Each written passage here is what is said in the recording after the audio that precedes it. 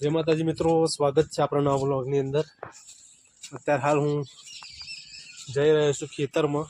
बरोबर, खेतरमां એટલા માટે કે ગઈકાલે જોરદાર વરસાદ પડ્યો। વરસાદ એવો પડતો હતો કે મને તો આમ મગજમાં એક જ વિચાર હતો કે સારું વરસાદને ખેડૂતની બરબાદી પડી રહી છે। બરોબર, જો હા વપરાઈ ગયા છે અત્યારે હાલમાં ખેતરમાં। ખેતરની અંદર આવીને તો જોઈએ હવે શું થયું છે ડોગરનું, કારણ કે જોવાની તાકાત તો નહીં જ। પાક એટલો બગડ્યો, આપણે નાના ખેડૂત છીએ છતાંય આટલું દુઃખ થાય હે। વિચાર કરો તો મોટા ખેડૂતની શું હાલત હશે। જોઈએ હવે આપણે જો ભાઈ તમામ ડોગેર હણ તમામ ડોગેર ઊંઘી ગઈ હે। મેં પાણી ભરાઈ ગયું હે।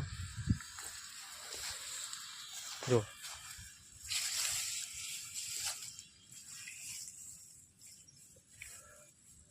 વિચાર કરો કે ખેડૂતને એક જ ઉપર આધાર હોય, ઉપરવાળાનો। પણ જો ઉપરવાળો આ રીતનું ક્ષેત્ર ને તો પછી તો ખેડૂતને ચો જવું હવે તો નસીબ ઉપર જ છોડી દેવું પડે। જો ડોગર તો જો અંદર હાલ ઊભી છે, અંદર આ રીતનું પાણી ભરાયેલું છે।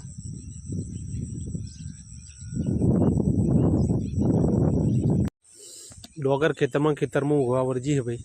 બરાબર, હું આમાંથી શું હાથમાં આવશે તો ખબર નહીં। કમસે કમ જો કદાચ ખહલું હાથમાં આવ્યો હોત ને તો એમ થાય કે ભાઈ ચલો ઘાસચારો પેશન નાખીશું। અનાજ તો જેટલું આવશે ખબર નહીં, પણ ઘાસચારો પણ બધું બગડે।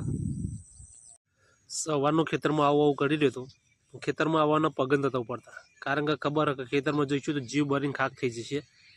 ખોટું જઈને જીવ બારવું ના કરતા જવું નહીં, પણ છતાંય તો ચલો આવી ગયા ખેતરમાં। તમને બતાવું હાલની ડોગર મારી।